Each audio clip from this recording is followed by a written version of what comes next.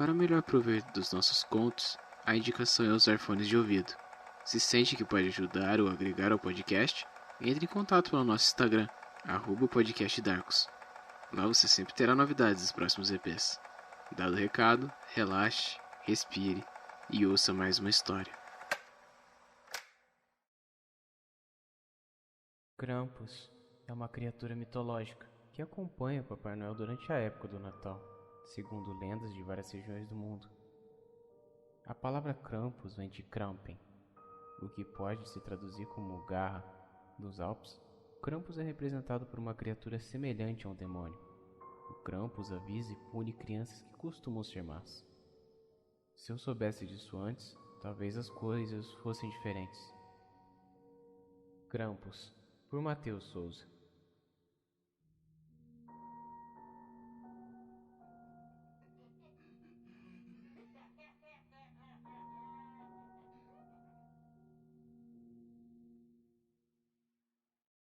Era a semana do Natal. Eu e minha irmã Lara estávamos animados, já que todos os anos eu e ela ganhávamos diversos presentes. Eu sempre soube que o Papai Noel não existia, porém nunca falei nada a ela, que julgava ser a maior fã do bom velhinho. Na época eu tinha 10 anos e ela era 7. Apesar de amá-la, era evidente que éramos bem diferentes.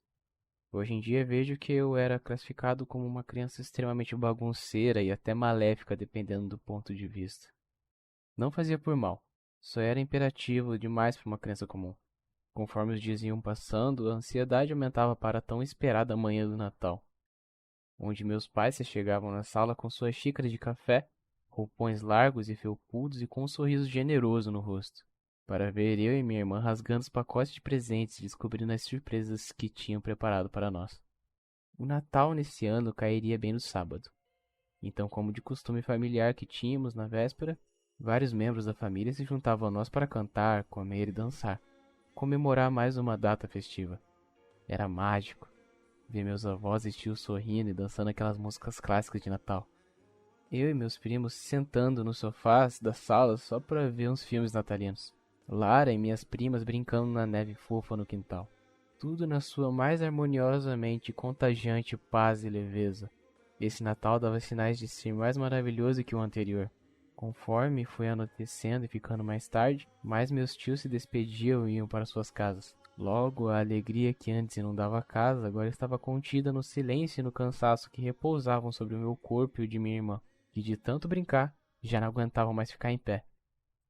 Aquela noite, porém, um dos meus tios não foi embora. Logo, meu primo Thomas também não foi. Era um ano difícil para os dois. Minha tia havia morrido num acidente de carro terrível, há pouco mais de 5 meses. Era muito recente e meus pais não viram mal algum em deixar eles passarem o Natal conosco, já que ninguém merece ficar sozinho nessa época do ano. Thomas vestiu seu pijama, escovou os dentes conosco e foi dormir em nosso quarto, colocando seu colchão entre minha cama e a de Lara. Minha irmã mais nova estava evidentemente mais exausta que eu e meu primo, mas não deixou de lembrar em colocar o copo de leite morno e os biscoitos em cima da lareira para o seu amado velhinho ter o que comer quando passar pela chaminé. Enquanto Lara voltava ao quarto e deitava em sua cama para enfim dormir, eu e Thomas conversamos sobre tudo o que nos dava vontade. Ele parecia tranquilizado em poder passar o Natal acompanhado de nós. Talvez até tinha distraído um pouco sua mente, e isso era muito bom. Entretanto, parecia que algo o incomodava. Ele estava inquieto, mostrando uma leve ansiedade. Consegui ignorar por uns minutos, mas cheguei no meu limite quando ele levantou e ficou girando em círculos pelo quarto, falando umas histórias estranhas. Eu sentei na beira da minha cama e fiquei olhando aquela cena que me causava uma sensação ruim. Não sei bem o motivo, só sei que eu não gostava nada, então eu disse: Thomas, para com isso, cara. Senta, relaxa, não precisa ficar ansioso ou nervoso. Ele parou sua falação e sua andança pelo quarto e me encarou. Mas era diferente. Seus olhos não tinham vida, nem sentimento nenhum na realidade. Ele não possuía expressão. E com esse rosto sem expressão ele se aproximou. Chegou perto bastante para quase encostar sua testa na minha. E disse: Tenho medo do que vai acontecer nesse Natal. Eu sou um menino mau. Papai Noel não vai deixar os presentes para mim. Eu ri. Até porque, Thomas, era pelo menos 1 ano mais velho que eu. Então eu não acreditei quando ele disse aquelas palavras. Como um menino mais velho, eu acreditaria ainda em Papai Noel. Dei de ombros para o que ele disse, falei para ele relaxar e dormir, e assim fomos. Eu desmaiei de cansaço e creio que ele também. Não muito tempo depois, eu acordei com ele de pé ao lado da minha cama me olhando. Me assustei e ri logo em seguida, mas ele continuava me encarando, novamente, sem emoções na sua face. Não consegui nem dizer nada, pois ele me cortou imediatamente para falar: "Eu ouvi barulhos lá embaixo. Vamos verificar. Deve ser aquele maldito daquele velho que nunca me traz nada." Novamente dei de ombros e pedi para ele ir deitar, já que estava tarde e possível que tivesse sido só imaginação. Mas ele insistiu. Insistiu muito. Tanto insistiu que cheguei no meu limite. Levantei enraivecido, peguei ele pelo braço e abri minha porta, arrastando ele pelo nosso corredor até as escadas. Me deparei com uma sombra na parede onde existia a escada. Era volumosa, dava para ver que usava uma roupa cheia de pelos e um gorro na sua cabeça. Eu e Thomas se entreolhamos. Nervosos e curiosos que estávamos, fomos descendo aquelas escadas silenciosamente, torcendo para que o dono daquela sombra não nos visse. Quando chegamos no ângulo de visão perfeito e que dava para ver toda a sala, para nossa surpresa, ela estava vazia. Ainda com muito medo, nos dirigimos à sala. E o prato que ficava em cima da lareira com biscoitos e o copo de leite, agora havia apenas o copo e o prato vazios, com algumas migalhas. E embaixo da árvore apenas um presente, com um bilhete gigantesco escrito: "Para Lara." Novamente, eu e meu primo se entreolhamos e engolimos a seco. Decidimos voltar para o quarto e fingir que não tínhamos visto nada. No momento em que viramos para trás, eu e ele pulamos. Era Lara. Havia acordado e estava curiosa para saber o que a gente estava fazendo. Então nos seguiu até a sala. Aliviados por apenas ser minha irmã, explicamos que já estávamos indo dormir, e ela, coçando seu olho, concordou com a ideia. Todos voltamos ao quarto, cada um em suas camas, mas sei lá, algo ainda me incomodava. O que era aquela sombra?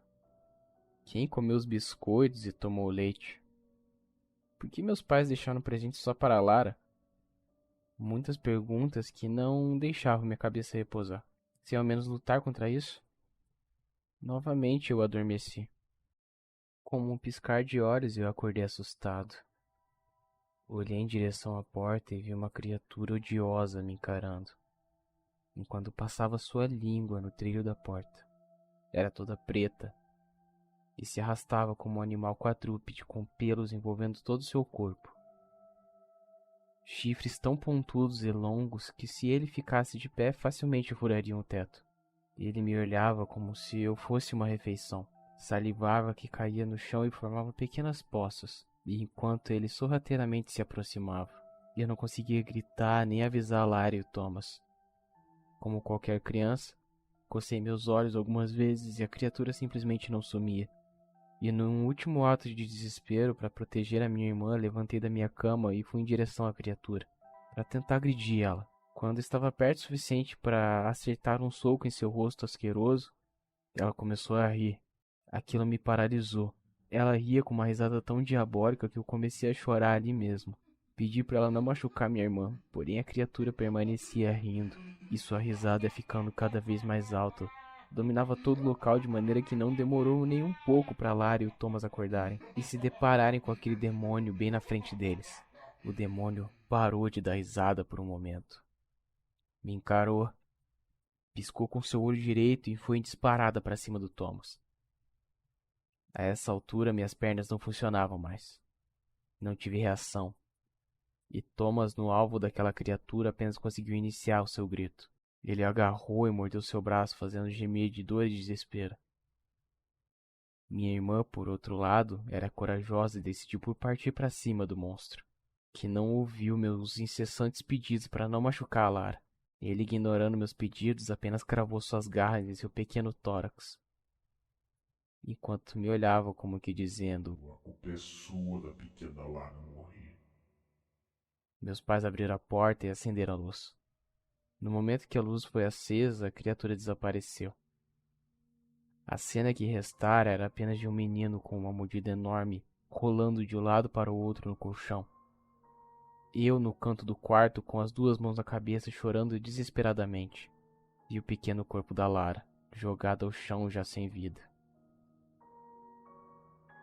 Tudo para mim depois dessa data se tornou apenas um borrão. Me lembro que Thomas foi internado no hospital psiquiátrico. Pequena Lara foi enterrada. Meus pais se separaram por não terem mais alegria nenhuma de viverem. E eu fiquei sozinho, passando uma semana na casa de minha mãe e outra na casa do meu pai. Alguns anos se passaram desde tudo, e Thomas enfim havia falado toda a verdade. No dia do falecimento de sua mãe, ele tinha cortado os cabos do freio do carro, obedecendo o pedido que seu pai tinha feito. Por isso, o próprio Krampus tinha vindo buscar ele aquela noite.